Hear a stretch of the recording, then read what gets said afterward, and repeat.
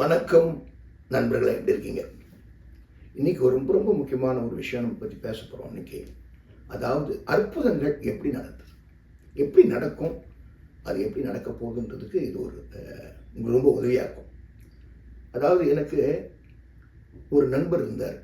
நான் வேலை செய்கிற இடத்துல 2020 அவர் என்னோட ஒர்க் பண்ணுறார். என்னுடைய கொஞ்சம் அதிகாரி. அவர் கீழே நான் ஒர்க் பண்ணியிருந்தேன். அப்படி இருக்கும்போது ரொம்ப நல்லா அவரால் என்ன அவர் ஒரு காதலை மணிங்க போட்டிருக்குது, தொண்டையில் என்னமோ ஒரு கம்பி மாதிரி போட்டுருக்குது, அப்புறம் நிறைய பச்சை குத்தி என்னமோ ஒரு மாதிரி பார்த்தா ஒரு ஒரு வியர்டாக இருப்பார். பார்த்தா ஒரு ஆள் ஒரு புதுமையாக இருக்கும். ஆனால் ரொம்ப நல்லவர். ரொம்ப எல்லாருக்குமே எனக்கு பிடிக்கும். அத்தனை பேரும் அவங்க சொல்கிற வார்த்தையை ஏதாவது செஞ்சு வேலையை செஞ்சுடுவாங்க. எனக்கு ரொம்ப பிடிச்சவர். அப்படியே இருக்கும்போது ஒரு நாள் அம்மா பகவான் அவங்கக்கிட்ட அவர் சொன்னார், போய் அவர்கிட்ட பேசு, உடனடியாக பேசணும், அவருக்கு சில ப்ராப்ளத்து இருக்குன்னார். எனக்கு எப்போயும் அந்த மாதிரி சில செய்திகள்லாம் கொடுக்கறது பழக்கம். அது என்னுடைய குரல், என்னுடைய இதுவாகவே இருக்கும். ஆனால் அவருடைய உத்தரவு இது டிவைனுடைய மெசேஜ் க்ளீனாக தெரியும். உடனே போய் அவர்கிட்ட பேசினேன். யாரும் இல்லாதப்போ உங்கள்கிட்ட ஒன்று பேசணும்னு நினச்சேன். ஏன்னா ஏதோ ஒன்று உங்களுக்கு ஒரு ப்ராப்ளம் ஆகிருக்கு அப்படின்னு, ஒரு பிரச்சனை மாட்டிருக்கீங்க அப்படின்னு எனக்கு மெசேஜ் கிடச்சிது அம்மா பகவான். அவருக்கு உடனே ஷாக் ஆகிடுச்சு. எப்படி உனக்கு தெரியும் இந்த மாதிரி அப்படின்னு? எனக்கு என்னுடைய இது ரொம்ப நாளாக இருந்தது, இத்தனை வருஷமாக இருக்கேன், ஆனால் இது எப்படி உனக்கு தெரியும்? அதெல்லாம் உனக்கு தெரியல, டிவைனுடைய உத்தரவு அப்படின்னு சொல்லிட்டு இதெல்லாம் நான் அவருக்கு கொடுத்தேன். அப்புறம் அவர் சொன்னார், அவர் தவறாமல் போயிட்டு, அதாவது தற்கொலை முயற்சி அந்த தற்கொலை முயற்சி பண்ணக்கூடிய நிலைமை இருக்கார். அவர் எப்போ ரெடியாக இறந்து போவோம் அப்படின்ற ஒரு நல்ல மனப்பக்குவத்தில் இருக்கு அவருக்கு. என்னன்னா பல கிளாஸுகளுக்கு போயிருக்காரு, பல இதுகளுக்கு போனார். உடம்புல எதுவும் இல்லைனாலும் இது மனதில் ரொம்ப பயங்கரமான ஒரு நோய் மாதிரி சொல்லலாம். அது மாதிரி ஒரு நிலைமை ஆகிருக்கு. அதை என்கிட்ட சொன்னார்.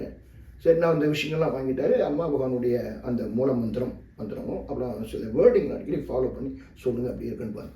அப்புறம் 2-3 வாரம் கழிச்சு நான் அவர்கிட்ட பேசினேன். எப்படி இருக்கேன், நானே அவர்கிட்ட பேசணும்னு நினச்சேன். இன்னைக்கு இந்த உலகத்தில் உயிரோடு இருக்கிறேன்னா அது அந்த அம்மா பகவான் தான். என்னால் நம்ப முடியல. ஏன்னா எதுவுமே பண்ணி கடைசியில் இந்த மாதிரி நிலைமைக்கு ஆகிட்டேன்னு சொல்லி அவர் ரொம்ப ஷாக் ஆகிடுச்சு. அப்படி இவ்வளோ பெரிய அப்படி சொல்கிறாருன்னு ரொம்ப நன்றி சொல்லி அம்மா பகவான் நன்றி சொன்னேன். அதுக்கப்புறம் ஒரு 10 மாதம் உண்மையை சொல்லலை. உடனே அவங்க அமெரிக்காவில் அந்த உண்மையை சொல்ல மாட்டாங்க இல்லையா, ஒர்க் பண்ணுவோம். அப்புறம் கடைசியில் அவர் என்கிட்ட சொன்னார், இந்த விஷயம் எதுக்காக நான் ஆனேன்னா, எனக்கு எந்த தீய பழக்கம் இல்லை, எனக்கு ஒரு கேர்ள் ஃப்ரெண்டோ வேறு பிரச்சனையோ வேறு எதுவுமே இல்லை. ஒரே ஒரு பையன் தான், ரொம்ப வசதியான குடும்பம். ஆனால் என்னன்னா அவங்க அப்பாவும் அம்மாவும் ரொம்ப காலம் கழிச்சு கல்யாணம் பண்ணாங்க. அதனால் இடைப்பட்டு வயசான அப்பா அம்மான்றதால அவங்க ஒரே ஒரு பிள்ளைன்றதால அவன் இப்படி இருக்கணும், கரெக்டாக இப்படி நடந்துக்கணும், இப்படி ட்ரெஸ் பண்ணிக்கணும், அப்படி போகணுன்ற ஒரு விதமான பழக்கங்கள், ஒரு கட்டுப்பாடோடு வளர்ந்த குடும்பம். அதனால் அவங்க ரொம்ப கஷ்டம். ஏன்னா அவருக்கு வெளியில் போயிருக்கலாம். இந்த அமெரிக்காலேயே 18-19 வயசுலேயே வெளியில் போயிடுவாங்க. ஏன் அவர் இருந்தாருன்னா அவங்க அம்மா மேலே தீவிரமான அன்பு, அவ்வளோ அன்பு, அவங்க அம்மா மேலே ரொம்ப ஆசை. அதுக்காகவே அந்த அக்கா மேலே இருந்தார்.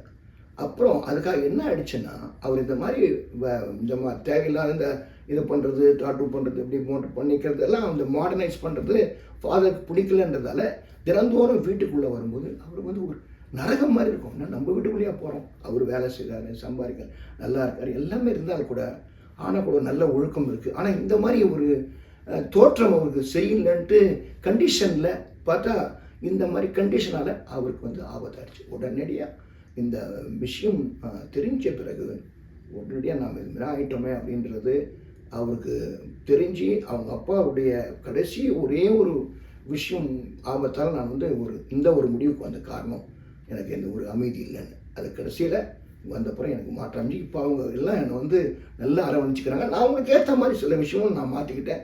அதுக்கு அம்மா பகவான் நான் நன்றி சொன்னேன். ரொம்ப சொன்னார். இந்த விஷயம் அவர் நல்லபடியாக இருந்திருக்கார், இன்றைக்கிட்டு இருக்கார் அவர். அப்புறம் இன்னொரு கேரக்டர், அவங்க பேர் நான் சொல்லக்கூடாதுன்றதால அப்படி சொல்ல முடியல. அவங்க ஒரு மெக்சிகன் கேர்ளு, 21 வயசு தான். டோனட் கடையில் அவங்க அவங்கள மீட் பண்ணேன். அப்போ எல்லாத்தையும் நல்லா ரொம்ப நல்லா சிரிச்சு உதவி பண்ணி பார்த்தேன். அப்புறம் நானே நினச்சேன், எனக்கு இந்த மாதிரி ஒரு பொண்ணு இருக்கக்கூடாதா? அவ்வளோ நல்ல அழகாகவும் நல்ல அன்பாகவும் இவ்வளோ உபசரணை பண்ணி எல்லாருமே பண்ணுறாங்க. நான் ரொம்ப இது பண்ணிட்டு இருந்தேன். போய் உட்காந்து அப்படி இருக்கும்போது பகவான் சொல்கிறார், காப்பி குடிச்சிட்டு உட்காருக்கும்போது, நீ தப்பாக நினச்சிருக்க, அந்த பொண்ணுக்கு பயங்கரமான பிரச்சனை இருக்குது. என்ன பகவான் இது இப்படி இருக்குது? நானே அவருக்கு பதிலும் கொடுத்துருக்கேன். பகவான் எப்படி நல்லா இந்த பொண்ணு ரொம்ப அருமையாக எல்லாத்தையுமே அன்பாக இருக்காங்க, ஏன் இப்படி ஒரு சூழ்நிலை? இல்லை நீ போய் பேச அந்த பொண்ணுக்கிட்டேன்னு அவர் சொன்னார். அப்புறம் அந்த மெசேஜ் டிவைன் கிட்ட கிடைச்ச உடனே நான் போய் அவங்ககிட்ட பேசினேன். சொன்ன உடனே இந்த பொண்ணு வந்து அழ ஆரம்பிச்சிட்டாங்க. ஏன்னா யாரும் பக்கத்தில் இல்லை. நாங்கள் எனக்கு வந்து இன்றைக்கி வந்து குடும்பம் இல்லை. அவள் 9 வயசு பொண்ணாக இருக்கிறதுலேருந்து 22 வயசு வரைக்கும் அது வரைக்கும் தினந்தோறும் அவங்க வீட்டில் வந்து அவங்க யாருமே மதிக்கிறதே இல்லை. அவங்க சாப்பாடை தூக்கி தான் போடுவாங்க. அந்த பொண்ணு 2 வேலை செய்கிறா, எந்த கெட்டப்பும் கிடையாது. அவங்க ஸ்பானிஷில் வந்து எல்லாம் ட்ரிங்க் பண்ணுறது, சோஷியல் வெளியில் வர்றது ரொம்ப சாதாரணம். அப்படியே இல்லாத ரொம்ப நல்ல பொண்ணு. கடைசியில் அவங்க ட்ரீட் பண்ண விதம் ரொம்ப மோசமாக நரகமாக இருந்த வாழ்க்கையை நான் அந்த பகவான் விஷயத்தை கொடுத்துட்டு அதெல்லாம் சொல்லி முடிச்சுட்டு நான் அதுக்கப்புறம் அந்த அம்மாக்கிட்ட சொன்னோன்னே இன்னும் பல கவலைப்படாதீங்க, இந்த மந்திரம் மூலம் பண்ணுங்கள். இவங்க கடவுள் இல்லை, ஆனால் அவங்களால காப்பாற்ற முடியும். அவங்க ஒருத்தர் தான் இந்த உலகத்தில் இருக்காங்க, டிவைன் பீப்புள் ஹெல்ப் பண்ணுவாங்கன்னு என்ற அந்த உண்மையை சொன்னவங்ககிட்ட அவங்க அதே மாதிரி ஃபாலோ பண்ண 2-3 வாரம் கழிச்சு அந்த இடத்து அதே கடைக்கு நான் போக வேண்டிய சூழ்நிலை. அவங்க எக்கடி குதிக்கிறாங்க. பார்த்த உடனே என்ன இந்த அம்மா பகவானை காப்பாற்றிட்டாங்க, எனக்கு இன்னும் கவலையே இல்லை இனிமேல். ரொம்ப சந்தோஷமாக எனக்கு கேட்கும்போது ரொம்ப ஒரு புது எனக்கும் அவங்களுக்கும் அந்த மாதிரி டிப்ரெஷன்லாம் போய் ரொம்ப மோசமாக அந்த ஒரு ஹாப்பினஸ் வந்தது பார்த்து ரொம்ப சந்தோஷமாக இருந்து அதுக்கு பிறகு ஒரு 6 மாதம் கழிச்சு அவங்கள பார்க்க வேண்டிய சூழ்நிலை ஒரு இடத்துல வேறு ஒரு பீச்சை கடையில் ஒர்க் பண்ணுறாங்க. அங்கே பார்த்தேன்.